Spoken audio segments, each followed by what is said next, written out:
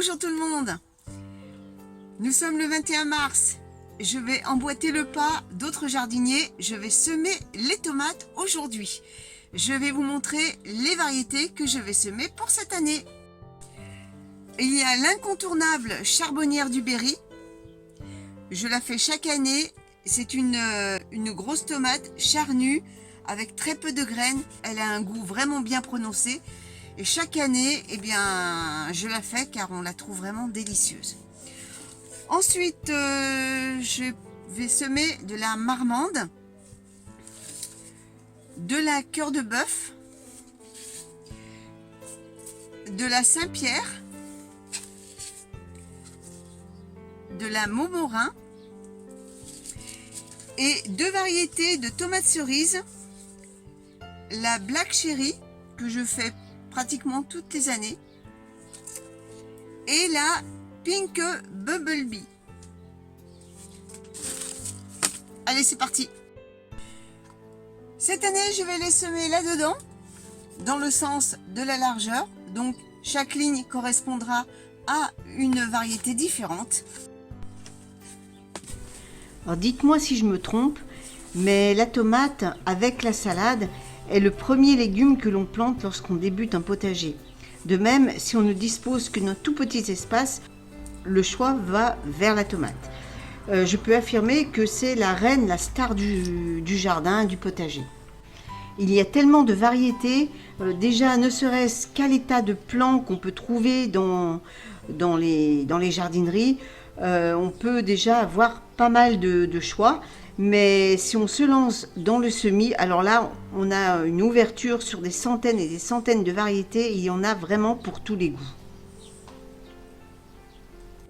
La tomate demande de la chaleur pour germer.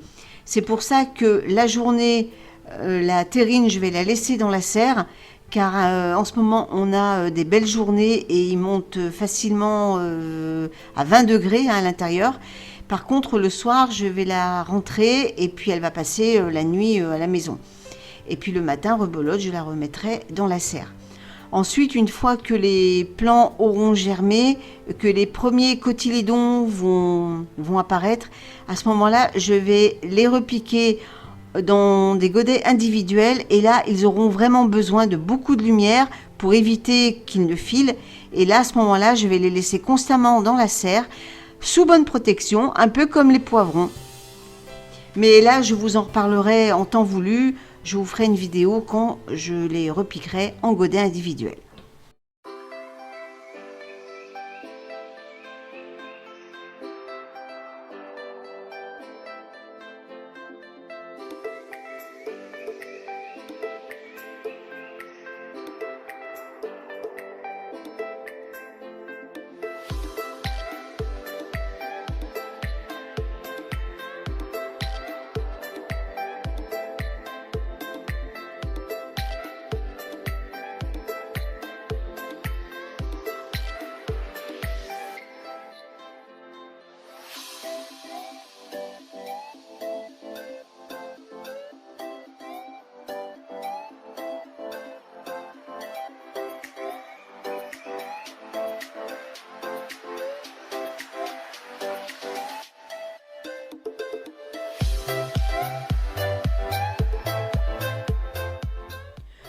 Le semis de tomates étant terminé, je vais me faire un autre sac de terreau car avec tous les semis que j'ai fait depuis janvier, eh bien, le stock commence à s'épuiser.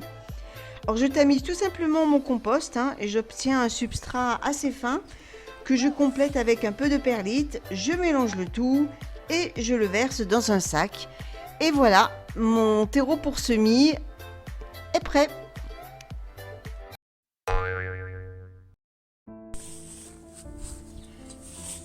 La carotte ne fait pas partie des légumes les plus faciles à cultiver. Madame a ses exigences. Il lui faut un sol léger, sableux, profond, riche, mais pas de fumure récente. Dame Carotte n'aime pas les obstacles, sinon elle se divise. Mais comme si cela ne suffisait pas, ses graines étant petites, elle oblige le jardinier à un fastidieux éclaircissage. Mais si on réussit avec succès tous les tests, la récompense est grande. La carotte du jardin a un goût inimitable. Rien à voir avec sa cousine des supermarchés. Comme j'ai une terre qui offre tout le contraire, eh bien j'essaye tant bien que mal de l'affiner. J'enlève le maximum de cailloux. Bref, je fais en sorte de lui être agréable. À la carotte. Ce premier semis se fera sous tunnel car les nuits sont encore un peu fraîches. La variété que j'ai choisie, c'est la carotte longe de Meaux. Alors j'ai abandonné toutes les carottes un peu qui sortent un peu de l'ordinaire, hein, comme les carottes violettes par exemple, car alors chez moi c'est même pas la peine, ça ne donne rien du tout. Je me contente de rester dans le classique de chez Classique. Alors je commence donc par celle-là. Et puis au cours de la saison, je mettrai la fameuse nantaise améliorée. Et en plus cette année, j'ai bien envie d'essayer la carotte de Saint-Valery que j'ai achetée avec la variété là que vous voyez actuellement, qui viennent des graines de chez Bocquet, toujours avec la promo de Jaco et Lily. Une fois le sol émietté, je trace un sillon avec le manche de mon outil.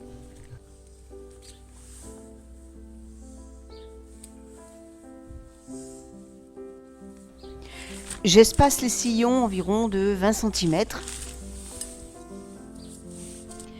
À chaque fois que je sème les graines de carottes, je prends toujours la bonne résolution de m'appliquer à espacer au mieux les graines. Mais je sais qu'au final, j'aurai droit malgré tout à un éclaircissage.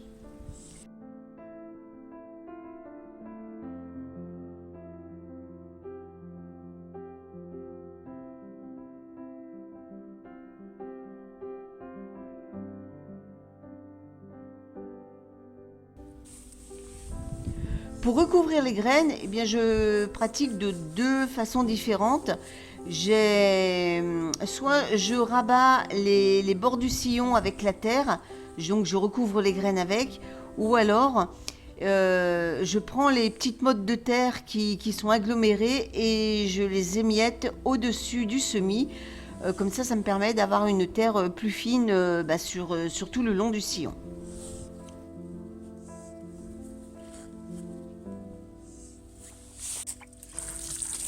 Et ensuite, je termine par un copieux arrosage. Alors, il faut savoir que la carotte, jusqu'à la levée, demande à avoir toujours de l'humidité, donc un sol toujours humide. Et bien sur ce, je vous souhaite à tous une bonne journée, une bonne semaine, et puis on se donne rendez-vous dimanche prochain pour une autre vidéo. Salut tout le monde!